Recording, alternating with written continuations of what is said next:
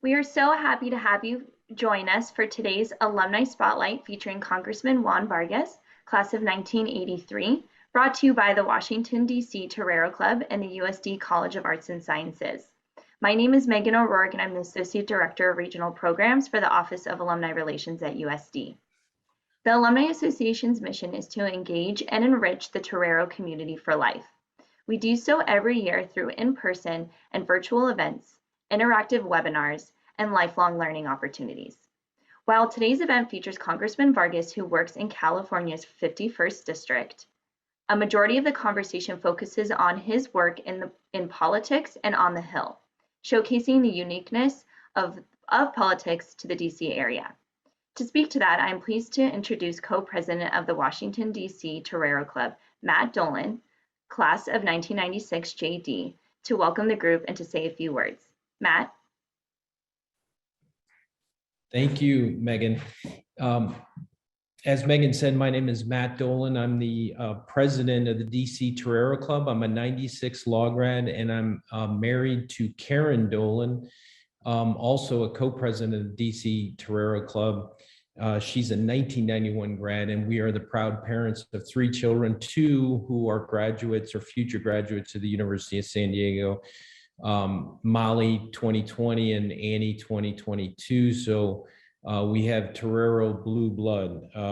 We also have a son. He was baptized and at USD, but was attended some other college to be named later. But we, as I said, we're the DC Torero Club, and we try to build community within the DC community among 1,100 alumni, 300 parents, and several students that come from this area. With regards to building community, we try and do that through, obviously, lately through a lot of virtual programs and virtual get-togethers. But we're hoping to get back to doing in-person events, outings to the Nats games, or outings to we have speeches or different events similar to the one that we're going to hear from Congressman Juan Vargas.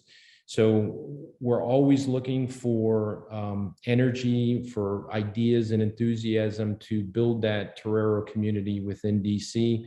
This is just a great area to pull people together.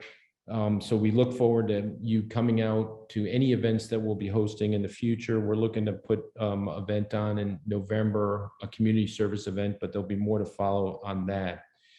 So with that, I'm going to turn it over to the Dean of the Colleges of Arts and Sciences, Dr. Noelle Norton. Hello. My name is Noelle Norton, and I am the Dean of the College of Arts and Sciences here at USD. And I really love meeting with the DC Torero Club. It is amongst my favorites. I hope there's nobody from other clubs there, but I do adore it. And it's just nice to see you and nice to see Matt. So on behalf of the college, I want to briefly thank Congressman Vargas for being part of tonight's event. He shares a special connection to us, having been a political science major here in the College of Arts and Sciences before pursuing advanced degrees and building a very impressive professional career. I'm personally excited to hear what he has to share with us because in addition to being dean, many of you know that I am a faculty member and have been a longtime faculty member in USD's Department of Political Science. And I used to teach American politics and government, so I'm just delighted to be here. So I want to thank Congressman Vargas for lending us his time. I know that's important, and his expertise tonight. And now it's with great pleasure that I turn the floor over to our Senior Director of Alumni Relations. I'm sure you all know him well, Charles Bass. Enjoy. Thank you so much, Noelle. It's great to be with you all today. And I thought we'd start with by sharing a little bit from Congressman Vargas's biography. So he was raised on a chicken ranch in National City, one of 10 children born to parents who immigrated to the United States from Mexico in the late 40s as part of the Bracero program. He was taught the value of hard work by his parents, went on to earn his bachelor's, as you just heard, in political science in 1983 from USD, followed that with a Master's of Humanities from Fordham University and a JD from Harvard Law School. As a young adult, Juan entered the Jesuits, where his work focused on health and welfare of children and issues of social justice. He eventually left the order to pursue family life. 2 years later, was married his wife Adrienne, and they returned to San Diego, where he worked as an attorney. And Congressman Vargas was elected first to the San Diego City Council in 1993, and in 2000 was elected to the California State Assembly.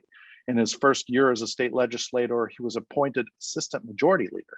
And in 2006, he went on to serve as Vice President of External Affairs for Safeco Insurance, and then Vice President of Corporate Legal for Liberty Mutual Group. In 2010, he answered the call to return to public service and was elected once again. And he was elected to the state Senate to represent the 40th district, where he worked to ensure public safety and protect services for the poor and elderly. In 2012, Congressman Vargas was elected to the United States Congress with over 70% of the vote.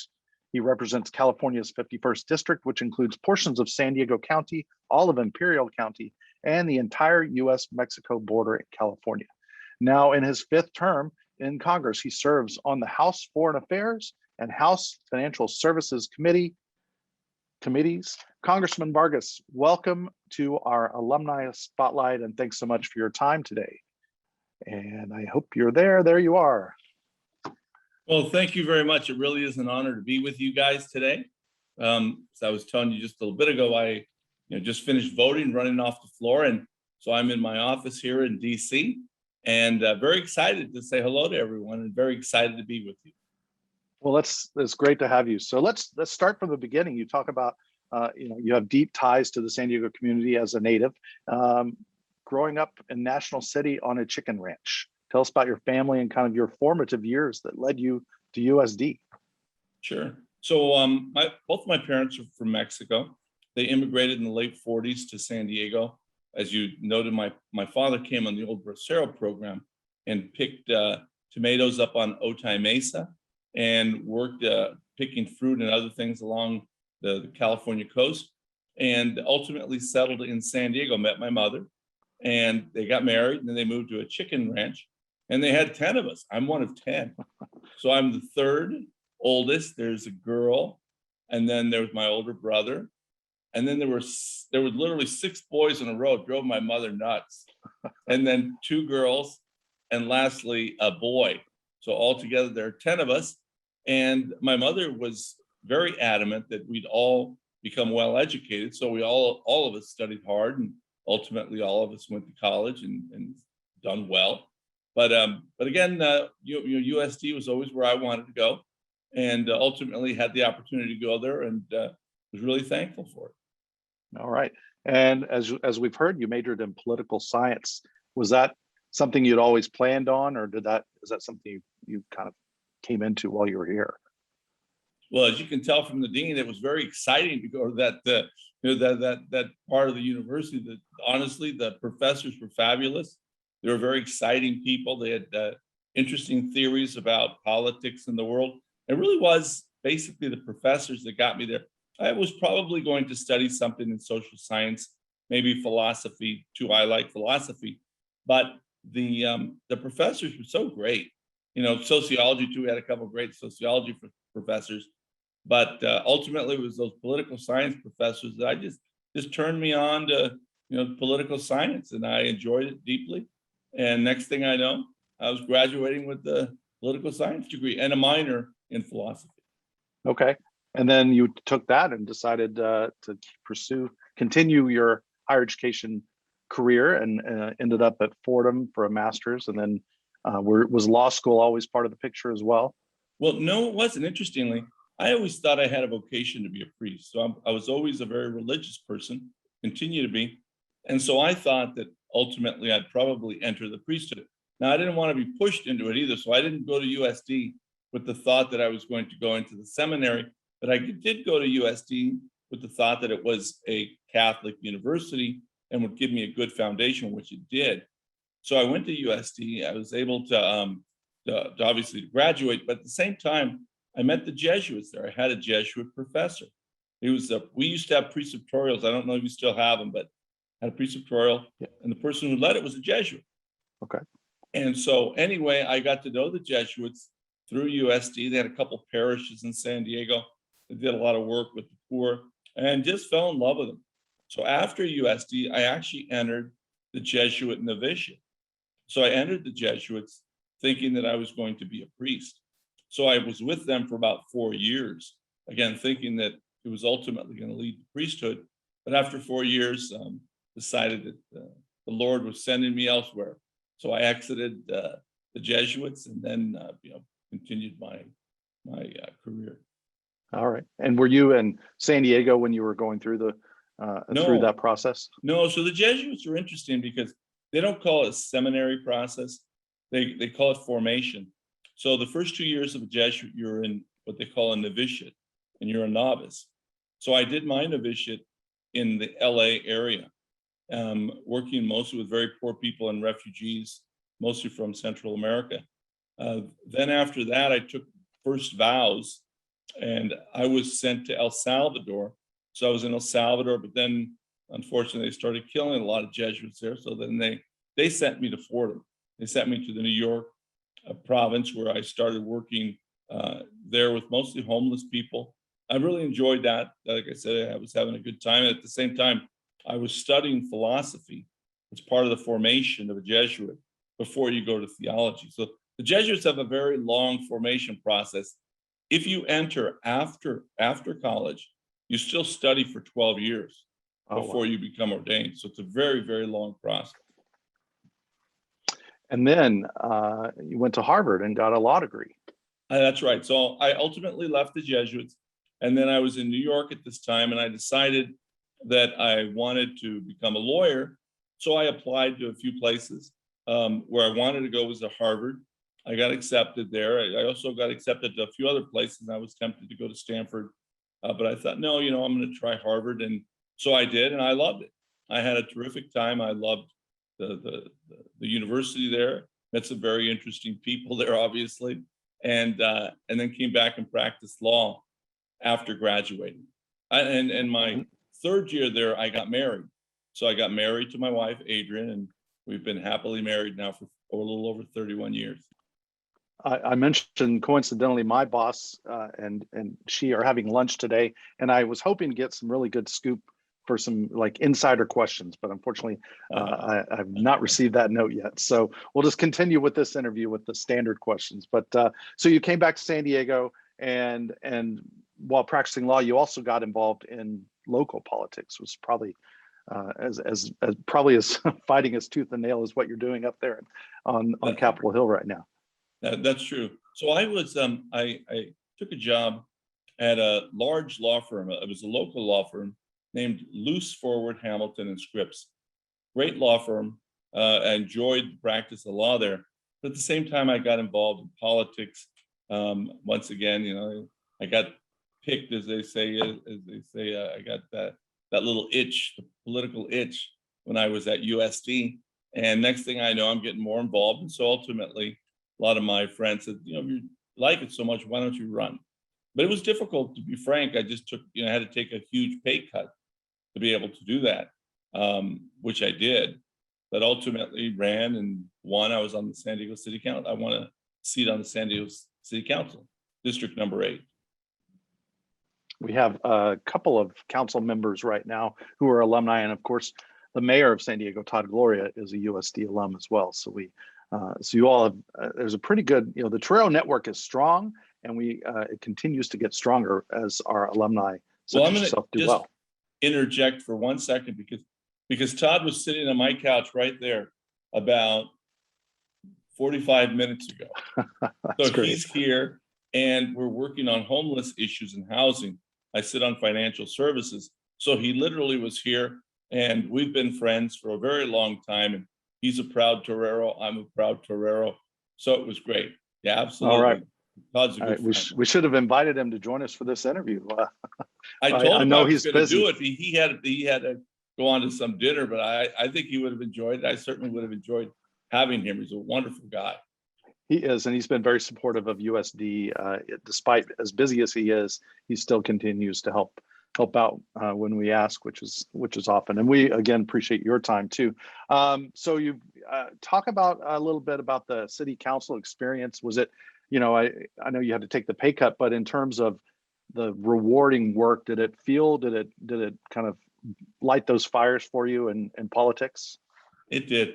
It did. I very much enjoyed being a city council member. It was interesting, I had an expression when I was in the Jesuits. Everything I did was unambiguously positive. In other words, all the things that I believed that I was doing as a Jesuit were positive. I was working with homeless people. I was working with children. I was working in education. I was working with refugees. Never anything that had something that you might find controversial. Some people may find it controversial to educate children, but most people don't. Then when I was on the San Diego City Council, it was interesting because I started working on some issues that were controversial, but I enjoyed them deeply, getting street lights for people. Boy, if you have this area, now my neighborhood and the neighborhoods that I represented were poor. And if you could get a city light there, you were a hero. Wow. People love that. If you could get a stop sign where there'd been an accident and they'd always wanted a stop sign, and you put a stop sign up there, man, people just loved you for it. So I enjoyed that very much. But then, unfortunately, we also had to do controversial things, as is happening right now, the issue of what do you do with the sewer? You had to expand the system. There were more people. You had to have, a cleaner way to go through and to process sewer. And that's very expensive. And you had to do rate hikes and you had to figure all these things out. And that was not fun because the same people that, thought you were a hero because you got the street light up there were really upset because now you're raising their sewer and water rates. But anyway, I loved it. I loved every bit of it. Some parts were challenging. I did sit on the public safety committee. And when you do that in a big city like San Diego, you have a lot of shootings. People unfortunately shooting others, but sometimes our own police officers shooting somebody or our police officers getting shot. Those were always very difficult for me. I went to the hospital a lot to see when our police officers were shot or when people in my neighborhood were. And that was always very tough. And I sat on, like I said, the public safety committee, and it was always very tough to go see that.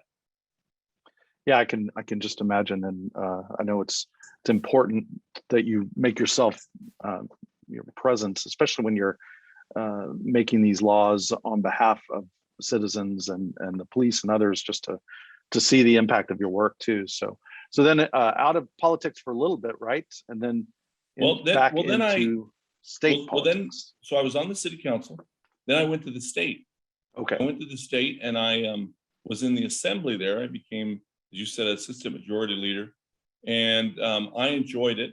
Enjoyed working there at the state for about 6 years. I had a really good opportunity to do a bunch of things. And there things were more complicated, just to be frank. The more you move up, the more complex it is. Although interestingly, you move away from sort of the controversy of the moment, because when you're on the San Diego City Council, I know right now these the added units that they're putting on now. I know that they're very hot topic right now. Granny flats and all those things. Granny flats and all. And when you move to the state, it's a little more separate. If you want to complain, you got to fly up to Sacramento. You just don't walk into the office, or you just don't go up to the 10th floor and let us know how what boneheads we are. So it makes it a little harder. But anyway, I did that for 6 years and I enjoyed it very deeply. But at the same time, for a long time, I hadn't made any money and I had girls that were growing up. And so my wife and I had 2 kids. And so I had to go make a little money as a lawyer again. And so I did that. All right. And then, but that itch was still there, right? You got brought back in. They keep bringing me back in. I tried to get out, but they keep bringing me back in. So that's exactly right. So then what happened was I did that for about 4 years and decided, I want to come back. And a lot of my friends were saying, you're so good at politics and, you'll figure things out. And I made a little money and saved a little money for my girls' college education. So then I decided to try my hand at politics again. at that point, it was interesting because it's very hard to come back once you leave. Very hard, not only financially, but more importantly, younger people move up who are very, aggressive, and people who are, very ambitious. And now you're a little bit of the older guy. And so it's going to be hard to beat that person. So I had a couple people in front of me that everyone thought, well, I don't think Juan will win this one, but I did. And so I won the state Senate race and was there for just a couple of years, actually, because then Bob Filner retired from Congress. And that's where I always wanted to be. So when he retired, I decided I'm running for Congress. Okay. And that's a pretty big move, because you're certainly putting yourself in the spotlight even more so than you were as a state assemblyman. And talk about that experience of making the decision and then actually running for Congress. Well, it was and it wasn't, just to be frank, because when I was on the San Diego City Council, I was really about the only Hispanic elected official in the area at the time. There were people on maybe school boards or water boards, but there really wasn't anyone who was a mayor. There really wasn't anyone who was an assembly member, senator. So when I was on the San Diego City Council, anything that had to do with Mexico or the Hispanic community, they'd come to me. I would laugh because I would walk around. Everybody thought that I was a TV anchor. Oh, I know. I see you on the news all the time. You're Juan Vargas. You work for CBS. No, I don't work for CBS. I'm a city council member, but thank you. So I was always in the spotlight, which it's laughable, but it's unfortunate that it was because of you being the only person. But that's why it was. And I mean, puedo hablar español, entonces me preguntaban en español también. So, I could speak Spanish fluently. So the Spanish language televisions, they would all come to me because I was the only one that spoke Spanish. So I was always on TV. Then when I went to the assembly, people behind me, which could speak Spanish, and more Latinos and Latinas got elected. So as I moved up, interestingly, I'm not on TV as much, so it's not as intense. So today, for example, when I was on the San Diego City Council, I couldn't walk in to a Home Depot or a regular store without 10 people. So you're Juan Vargas, aren't you? Now I get one person or two people say, hey, you're Juan Vargas. So the spotlight actually has gone down, which I actually like. So I've been able to work on the issues that I want to work on without all the noise of the spotlight. So although the spotlight doesn't have noise, I guess, but all the focus of the spotlight. Yeah. So I don't want to mix my metaphors here, but the truth of the matter is that I've enjoyed it. I've loved this job. It's been a very difficult job. I'm on foreign affairs and I'm on financial services. So I travel a lot. I just came back from Kiev. Of course, the Ukrainians are very concerned about the Russians there. The Russians have invaded the Crimea and the eastern part of their country, and they're desperate for the United States to help them.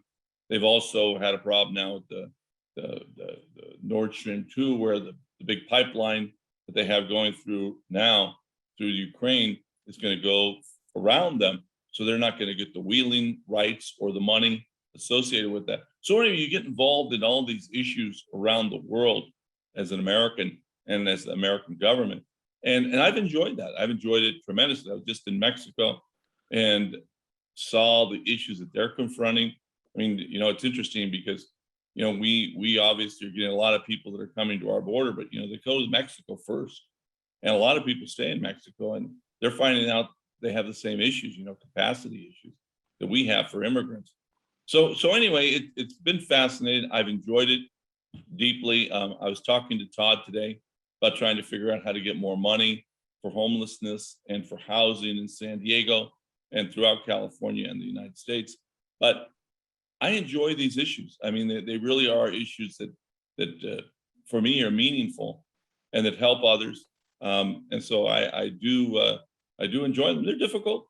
They're difficult at the moment. We're going through a very difficult time, obviously, with all the fighting that's going on here with the infrastructure plan and these other things that we're working on. But they're also very interesting.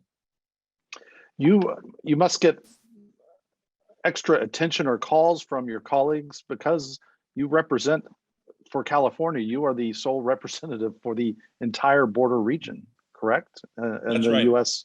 Congress. So I do. And so, for example, one of the reasons that Todd Gloria is one of my heroes when we had all these unaccompanied children, all these children that were showing up at the border, the law says that we have to receive them, and we do, of course, as we should. We didn't have any place to put them when they just showed up like that. We hadn't set anything up. So Todd made the convention center available for us. So we were able to work then with Health and Human Services and the Border Patrol, obviously, and others. And then all of these philanthropies from San Diego to put these children at the convention center to give them some opportunity for normalcy, at least for a little bit, before they were unified, most of them with their families, most of them, their parents are here, and they're trying to reunify. But anyway, you know, it's very enriching, it's very good, but it's also obviously something that's very difficult and controversial. You know, the border is controversial. But I do have a lot of knowledge about it. Was involved, obviously, too, in the United States-Mexico-Canada agreement. So I know the treaties, I know how all that works, so I can help my colleagues when there are issues. And do they listen when you offer advice? They do? Good, good. But to be fair to them, just to be fair to them, usually the issues are very different. So for example, in San Diego, we have a very large philanthropic community that wants to help. So when a lot of kids show up at the border here, we generally can work things out.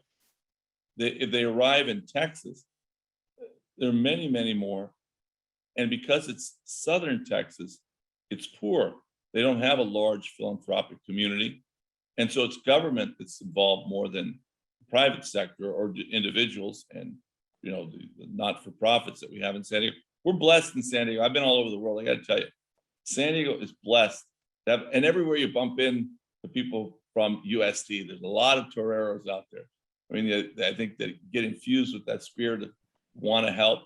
And whenever you start doing this, people, you know, I'll wear a USD t-shirts. I got a lot of them. Said, you went to USD? I said, yeah, I'm a proud torero. I said, yeah, so am I. And all of a sudden, obviously, there's this camaraderie immediately.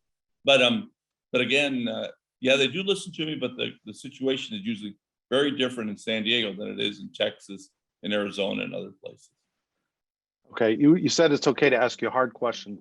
This will be hard just to answer because you know, we have lots of students and alumni who are interested in public service and in politics and what your life might be like on the Hill. So tell us walk us through a day in the life of Congressman Juan Vargas when you're in DC. Sure. Knowing that every day is different. Sure. So normally get up in the morning, you know, work out a little bit, then get ready for a briefing. Usually come to the office, I hear my staff, find out what's going on for the day. So example, today, we've got, as I would call them, we have 4 planes up in the air. You know, we've got a budget problem because, you know, we have it called a continuing resolution. We have to keep the government open. So my staff briefs me on that, what's going on today. I let them know the things that I know. I usually have more insight on some of these things. I talk to my colleagues, obviously, and sometimes the speaker. Then the issue of the debt limit, like what are we going to do with the debt limit? Because that is going to be hit in a couple of weeks. Then we have the issue of the infrastructure bill. Then we have the issue of the Build Back Better, or what we call reconciliation. So I think it's kind of funny as a Catholic. We call it reconciliation, but it's the process they have over there in the Senate. So we talk about all those things for about an hour, and I try to tell them, this is what I think is going to happen. Then I go to hearings. So we had hearings today. I had a hearing on financial services. We did it virtually. Normally it wouldn't be virtually, it'd be in the building itself. Instead, I heard it from where I'm hearing it right now. And I asked questions about it, and that is, where is banking going?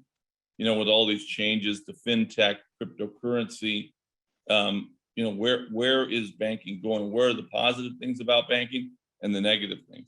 That's part of financial services. I did that, enjoyed it. Then we went into caucus. We all talked, and sometimes people use strong language, I would say today, about their opinions about where we are. Because, you know, the Democrats are actually fighting among ourselves. We're fighting among ourselves. So then we talked about, you know, what we're going to be able to achieve today and what we're not, and what we're going to continue to work on. Then after that, I went and voted. And voting takes a lot longer now because you have to come in groups because of COVID-19. But we did that.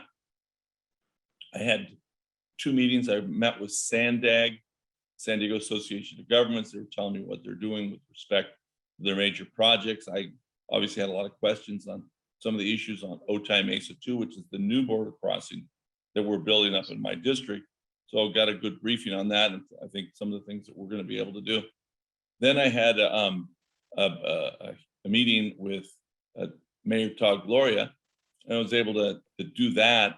But then I had to run and vote. So I ran and voted again. So we had 2 sessions of voting. So I went back to the floor, voted, and then I came back here, got here about 4 or 5 minutes, before we started, when I was supposed to be here like 30 minutes before, but I just couldn't.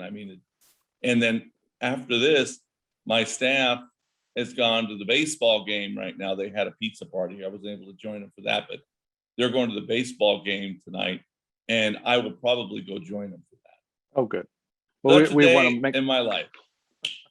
that doesn't Very sound busy. too bad. It sounds fun. What I didn't have was lunch. Oh gosh. I had breakfast early, but I didn't have lunch. I'll grab a slice of pizza. Everyone always thinks that as politicians, we spend all this time, fabulous lunch and stuff. Normally, I run by the cafeteria, I grab a sandwich, and I throw it in my mouth. You're supposed to be being wined and dined. That's what we hear all the time. I know. I'm waiting for that. I don't know when that happens. All right. Well, that sounds like a busy day for sure. And we sure happy for you to take some time and share with us. What about what would you say the breakdown is, the balance between DC and San Diego when you're not traveling? About what in terms of time you spend? Sure. So normally it works out something like this. Normally we have 3 weeks here in DC and 1 week, we call it work week. Back in San Diego, we have office hours and we meet people and all that. So normally I would leave like on a Monday morning from San Diego. I catch the 8 o'clock flight. I'm flown to Dulles Airport in DC. Car picks me up, drives me to the Capitol. And then I'm here for the rest of the week, and then I fly home. And then I'm home Friday night. That's when I arrive, about 9 or so at night. But I'm in San Diego Saturday and Sunday. I go back every weekend because we have a daughter who's 17. My wife lives in San Diego, and my daughter's there. My youngest daughter, my oldest daughter's off in law school, but my youngest one is home. And so she's got me wrapped around her little finger. And so I want to go and say hello and see her. And there's nothing for me more exciting than having dinner at home with my wife and daughter. I love that. That's my favorite thing to do. That's great. Well, I was going to ask another hard-hitting question. When you're not having dinner with your wife and daughter and you land in San Diego, what's your go-to? You go for a fish taco, or do you what's your? So I love Rubio's. I love Rubio's fish tacos. I love them. They're the best. You can do either the classic, or you can add the beans and do the little, and they put the mahi I think in there. I like that, but I love Adalberto's. When I feel decadent, I do the Adalberto's burrito, the carne asada burrito. But then I pay for it. That's way too much food. It's way too aggressive for me. But I love it. I only do that about once a month. All right. Well, another of our great toreros in DC is Peter Kiley, who works for C-SPAN. So I know you have to watch your figure because you're on C-SPAN, all the time, right? So that's right. So he's been he's a great supporter of the College of Arts and Sciences and has been with C-SPAN for 30 years. So if you haven't met him, we'll have to get you guys together. Yeah, no, absolutely. So, maybe you can make me look taller and less heavy. You know what? For somebody built with my I have a face for radio, so it's important. Zoom has been tough for me for the last year and a half, for sure. So how about one piece of advice for living in Washington, D.C.? Wow. Since we have a lot of our toreros listening in from D.C. Well, one of the things that I think I'm a pretty good boss, but one of the things that I'm tyrant about. When the flowers bloom, when you have those cherry blossoms, I force every one of the people that work for me to go see them. I say, you got to go see them, because you never know if you're going to be here, next year or the year after that. You just never know, because when you're in politics, you move around a lot. I've had a lot of young people that come and they love it here, but then they get sick of, homesick, and they want to go back to San Diego or LA. And if they were to have missed those cherry blossoms, they would really have missed something special. So I always tell them, take advantage of the things that are here. Go to the hearings. We had some very interesting hearings today with some of the generals, and the whole notion of, who has command of the Army. Is it really commanded by the military, or is it really civilians? Now, civilians in charge of the military here. And so anyway, it's always interesting to go and I have a couple interns right now. I said, go down there. I said, go down there, just sit in the room. You just go down there and sit in the room and listen. It'll be fascinating for you. All those things will be fascinating. And then, 20 years from now, you're doing this, maybe it'll be a little boring. But if you're doing something else, you'll remember, wow, I remember sitting there when we were discussing, like, really, who controls the military? Is it civilian rule and control, or is it really the generals? And, fascinating stuff. That for sure. One thing you're famous for are the midnight tours of the Capitol. I know President Harris, our president at USD, has been on abbreviated one of those. You've talked about giving all night tours. You want to share a little bit about that? Sure. So I love history. I'm not a historian, but I love history, and obviously very proud to be here, very humbled to be here. And the first thing, I didn't expect this to happen, but I fell in love with the building. I think the Capitol is beautiful, absolutely beautiful. And then the history there, and everything about it. And I love George Washington, so everything about a building is great. So I loved it so much. And one time, someone said, "Hey, can you give me a tour?" And I thought, well, I don't know what that means. And I said, "I'll walk you around." And I did, and I was explaining everything. And they said, "Oh my God, this is a great tour." And I said, "Really?" He said, "Yeah." So then I thought, well, I'll do more of these. And then it turns out that people really enjoyed them.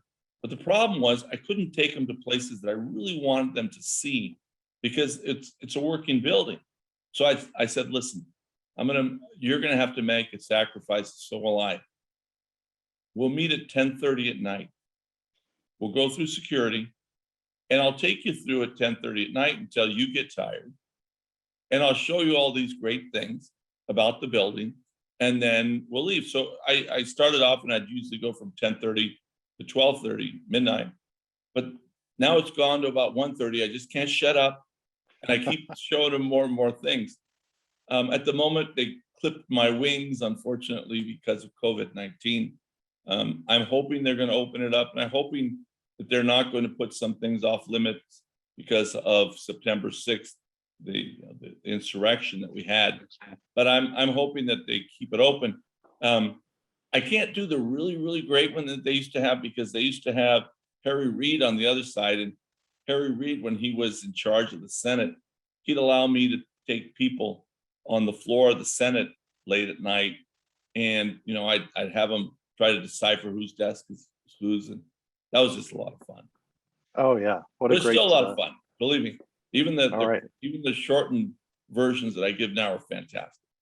Sure. No, it's a magnificent building just from what you can see from the public. So to have a congressman giving a tour, I think would be pretty cool.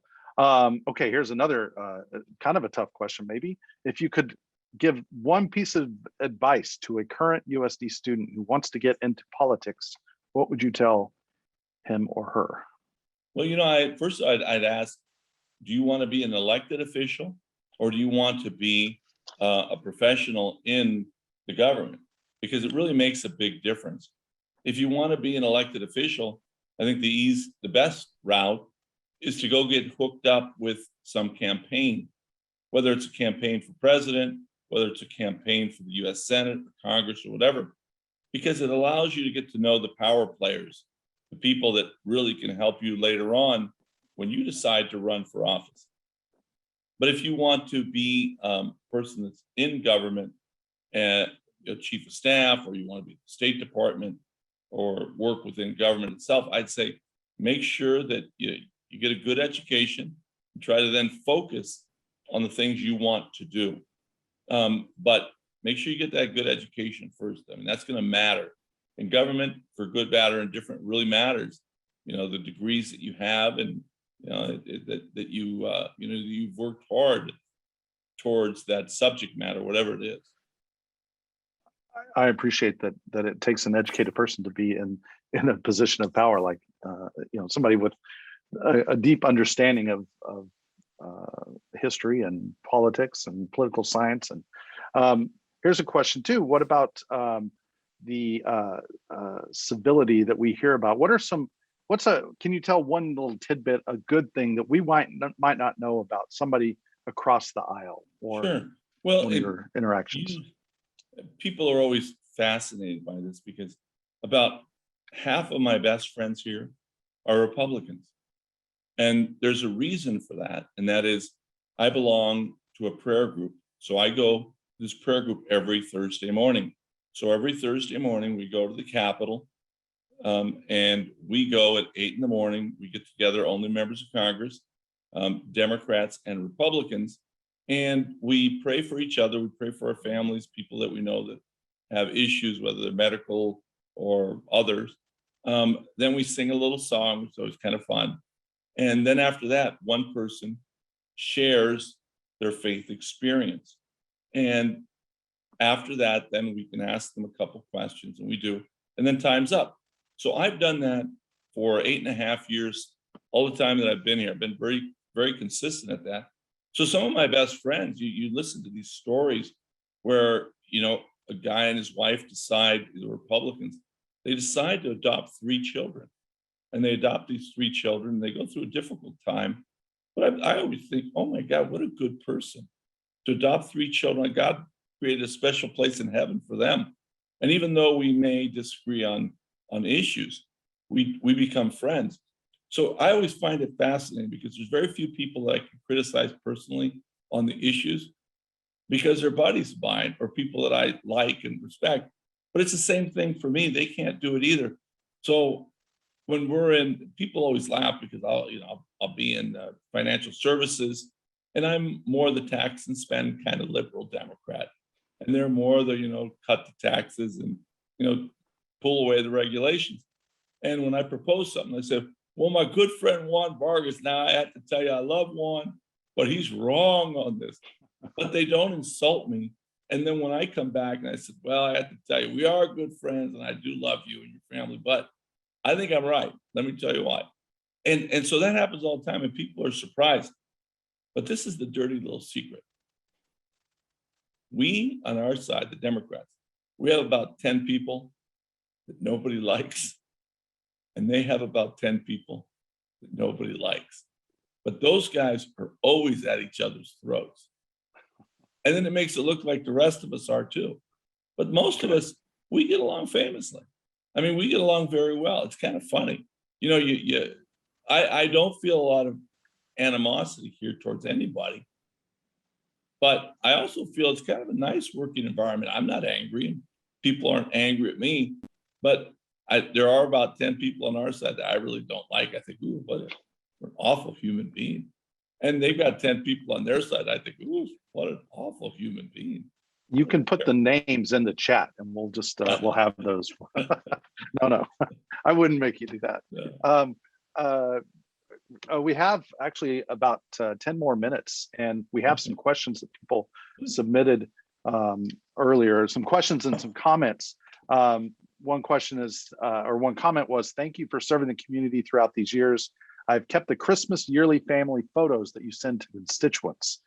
Gracias. And that was from Lizette Solares, who must be one of your constituents. So that's very, very nice. Thank you, Lizette. Thank you for your family. Yeah, I do have a very extensive Christmas list. People laugh because I send out about 50,000 Christmas cards. And I used to handwrite them. I used to handwrite the address, but it's become too many now. When I did it up to about 12,000, which would always take me about a week, but now there's just too many. So I get them done professionally. But the part that I've always find interesting is one of my daughters usually writes a Christmas card to our family, letting our family know what's going on. And one year I thought, well, you know, my constituents are kind of like my family and the people that have helped me throughout the years. Let's just put that letter in with the Christmas card. People love the letter. And I thought people didn't read it, but it turns out they do. So, you know, it's been kind of neat to get to know people. And every so often I'll go to a house and I'm walking precincts and they'll have saved them. They got a big stack of them for like 15 years. And I go through them. I said, oh, I don't even have, can I tap that one? I don't even have that one. That's great. Oh, that's wonderful. Yeah.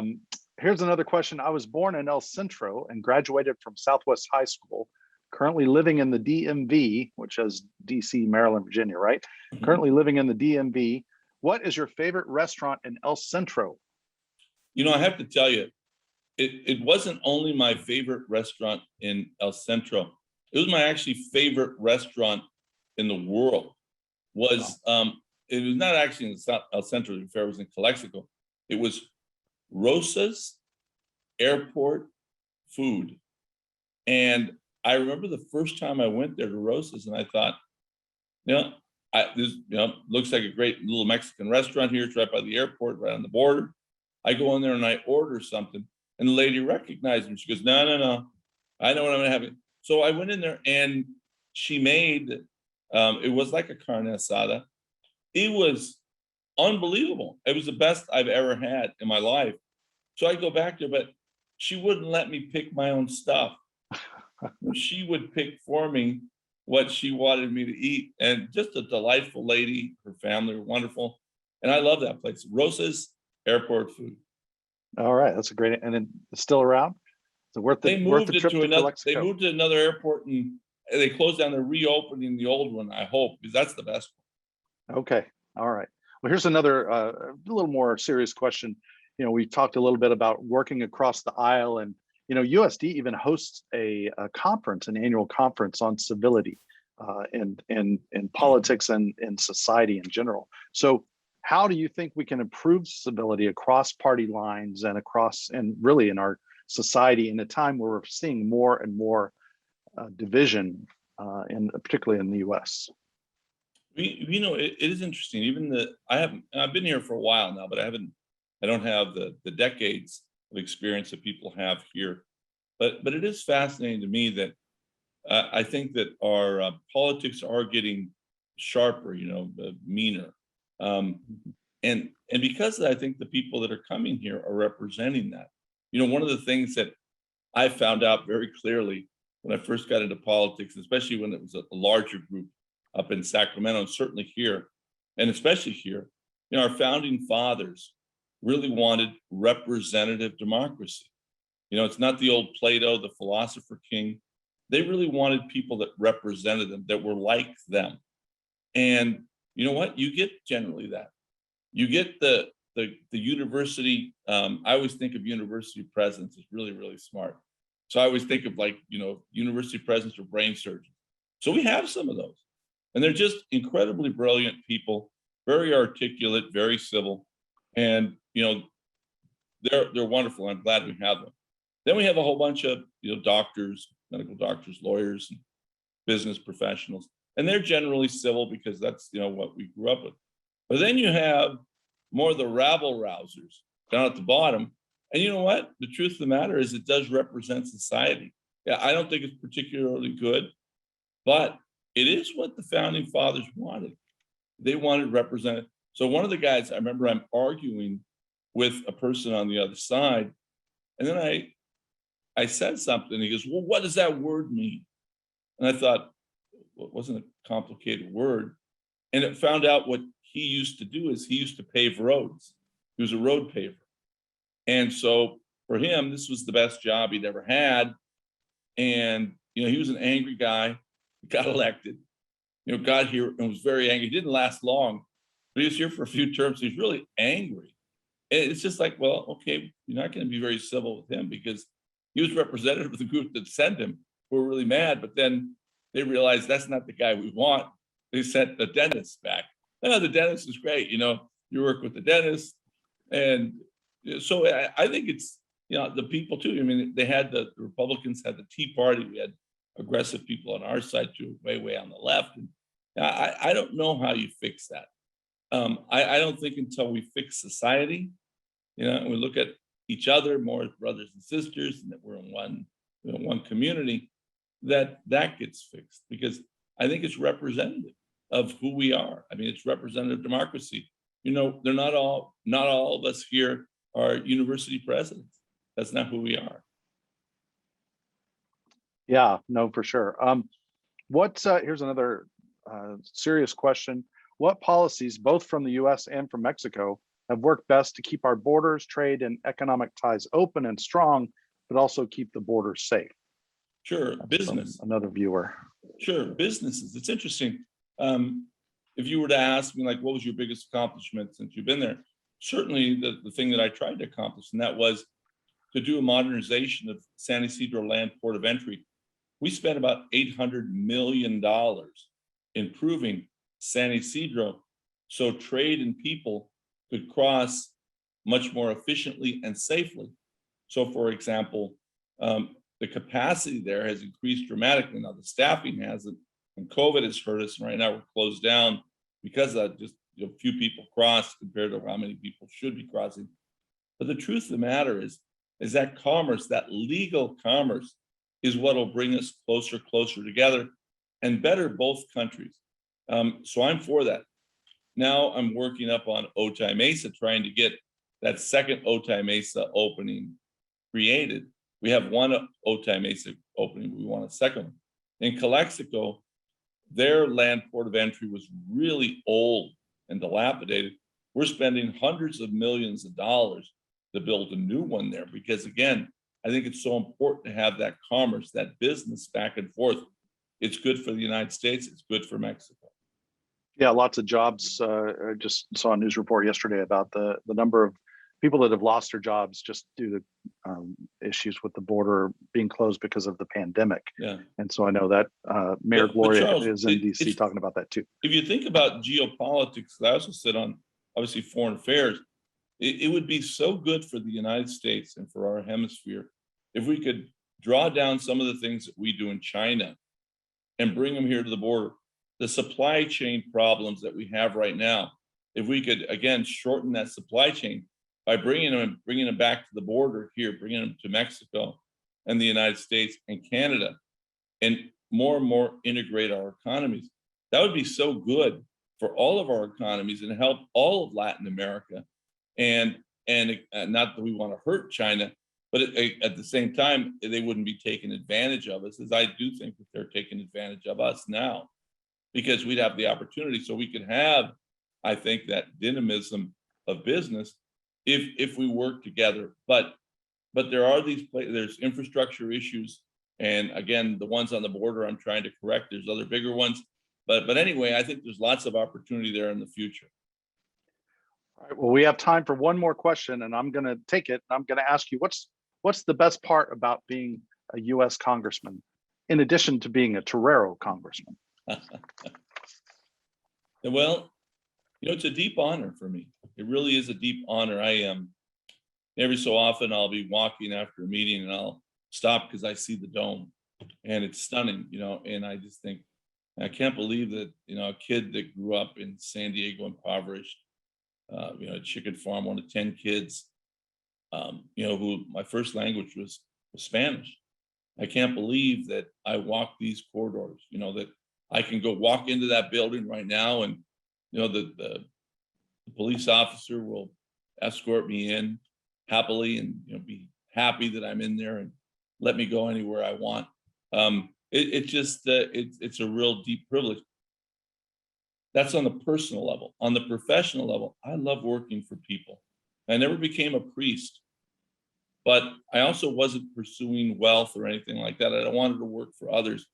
And if ultimately I'm able to work to figure out how to do a comprehensive immigration reform where we're able to regularize people's status that are already in the United States and get a future flow of people that can come and work in our nation legally with all the opportunities that brings, but also the hard work that should be. I'll be very, very proud, but that's what I like. I like working for people. I've been thankful that the people have enjoyed, I guess, what I've done, and they've sent me back with big margins, and I appreciate that. Well, we absolutely appreciate your time today and appreciate the good work you do on behalf of all of us here in Southern California. And we wish you well, and I hope you enjoy the you enjoy the baseball game. Unfortunately, the Padres only have a few more games left. We were hoping for better, but there's always next year, right? So good luck as you navigate the halls of Congress on behalf of all of us here.